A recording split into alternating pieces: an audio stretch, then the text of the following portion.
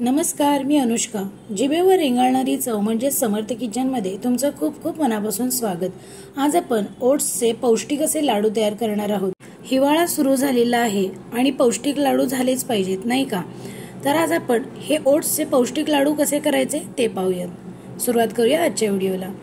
इथे मी ओट्स घेतलेले आहेत. तर हे किराणा मालाच्या दुकानात किंवा डीमार्टमध्ये सहज उपलब्ध असतात. हे वजनी प्रमाणात मी अर्धा किलो घेतलेले आहेत. याचबरोबर इथे ड्रायफ्रुट्स घ्यायचे आहेत. तर इथे डिंक घेतलेला आहे, यानंतर बदाम घेतलेत, सूर्यफुलाच्या बिया घेतल्यात, त्यानंतर अक्रोड आणि काजू घेतलेले आहेत. तर हे ड्रायफ्रुट्स तुम्ही तुमच्या आवडीनुसार कमी जास्त करू शकता. यानंतर इथे मी 900 ग्रॅम गूळ घेतलेला आहे. तर चिरून घेतलेला आहे गूळ. गॅसवर कढई तापत ठेवली आहे. थोडे थोडे ओट्स घ्यायचे आणि छान भाजून घ्यायचे आहेत. ओट्स भाजताना एकदम भाजायचे नाहीत, थोडे थोडे करून भाजायचे, म्हणजे ते व्यवस्थित भाजले जातात आणि अजिबात करपत नाहीत. तर इथे बघा मी व्यवस्थित छान असं भाजून घेते. असं थोडं थोडं करून व्यवस्थित सगळे जे ओट्स आहेत ते मी व्यवस्थित भाजून घेतलेत. बघा छान कुरकुरीत असे झालेले आहेत. तर भाजल्यानंतर थोडासा रंग चेंज होतो. तर मला हे पूर्ण भाजून घेण्यासाठी साधारण 30 ते 35 मिनिटं लागली. तर इथे मी हे व्यवस्थित सगळं काढून घेतले. बघा आता हे व्यवस्थित भाजून घेतले. थोडे पसरून घ्यायचे, म्हणजे आपल्याला थोडं थंड करून घ्यायचं आहे. आता कढईमध्ये तूप घ्यायचं आहे. तर साधारण 1 वाटीभर तूप घेतलं होतं मी, म्हणजे 100 ते 150 ग्रॅम इतकं तूप असेल. तर हे तूप व्यवस्थित आता गरम करून घ्यायचं. आता यामध्ये आपल्याला डिंक फुलवून घ्यायचा आहे.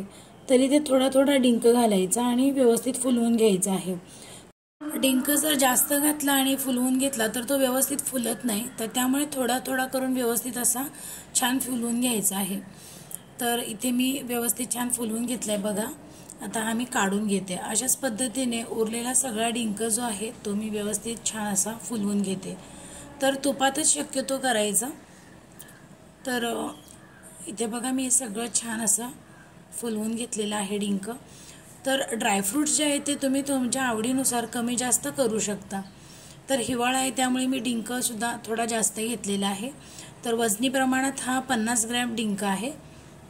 डिंक आपला फुलवून घेतलेला आहे. आता याच तुपामध्ये सगळे ड्रायफ्रुट्स जे उरलेले आहेत, काजू, बदाम, सूर्यफुलाच्या बिया आणि अक्रोड, तर ते देखील छान व्यवस्थित भाजून घ्यायचे आहेत. तर मी वेगळं परत जास्त तूप घेतलेलं नाही आहे. जे तूप आहे त्याच तुपामध्ये मी परतून घेत आहे. तर अगदी 5 ते 6 मिनिटात छान असं व्यवस्थित काजू, बदाम सगळे ड्रायफ्रुट्स व्यवस्थित भाजले जातात. इथे डिंक देखील छान फुललेलं आहे. तर आता हे ड्रायफ्रुट्स जे आहेत ते व्यवस्थित भाजले गेलेले आहेत. बघा तर आता हे देखील मी आता काढून घेते. तर हे एका ताटामध्ये मी काढून घेते. तर हे पूर्ण काढलेत. आता थोडंसं तूप उरलेलं आहे. तर त्या तुपामध्ये किसलेला गूळ किंवा चिरलेला गूळ घालायचा आहे. तर गोड तुम्ही तुमच्या आवडीनुसार कमी जास्त करू शकता. तर इथे मी गूळ जो आहे तो 900 ग्रॅम घेतलेला आहे, चिरून घेतलेला आहे.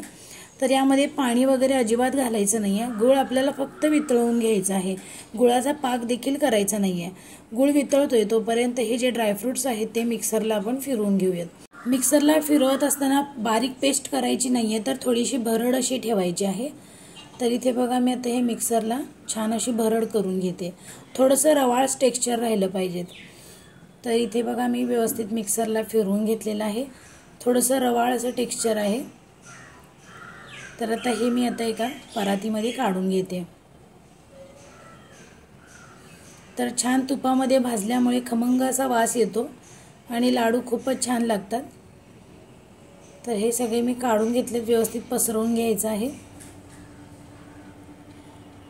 आता याशिवाय इथे मी ओट्स जे ठेवले होते थंड होण्यासाठी, तर ते देखील या मिक्सरच्या भांड्यामध्ये थोडे थोडे करून फिरवून घ्यायचं आहे. तर ओट्स देखील थोडीशी भरडच ठेवायची आहे.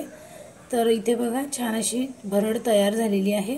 पूर्ण पीठ असं तयार केलेलं नाही आहे. आपण जे ड्रायफ्रुट्स परातीमध्ये काढले होते तर त्यामध्ये मी हे सगळे ओट्सची जी पावडर तयार करून घेते तर ती यामध्ये घालते.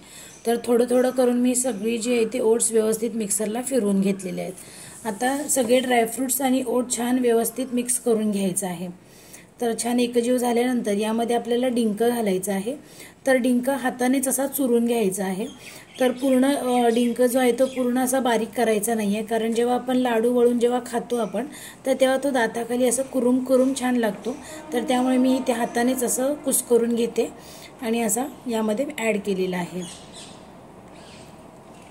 तर आता हे व्यवस्थित मिक्स करून घ्यायचं आहे.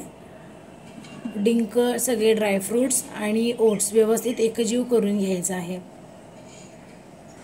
तर आता हे व्यवस्थित झालेलं आहे. आपण आता गूळ व्यवस्थित वितळला आहे काय बघूयात. तर गूळ वितळलेला आहे व्यवस्थित.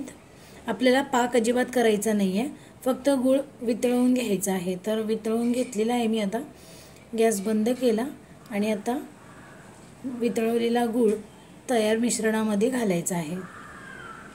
आता हे मिश्रण गरम असल्यामुळे उलटण्याने किंवा चमच्याने सावकाश मिक्स करून घ्यायचं आहे, नाहीतर हाताला चटका लागू शकतो. तर इथे बघा मी व्यवस्थित मिक्स करून घेते. तुमच्या घरी जर लहान मुलं असतील आणि ती जर स्पोर्ट्समध्ये असतील किंवा मोठी मुलं देखील स्पोर्ट्समध्ये असतील तर त्यांनी हा ओट्सचा लाडू जरूर खावा, कारण यामुळे खूप ताकद मिळते आणि यामध्ये भरपूर प्रमाणात आयर्न आहे, कॅल्शियम आहे आणि जे मुलांच्या वाढीसाठी खूप उपयुक्त असं आहे. तर इथे बघा मी छान व्यवस्थित असं मिक्स करून घेतलेलं आहे. तर छान गोळा तयार होत आलेला आहे.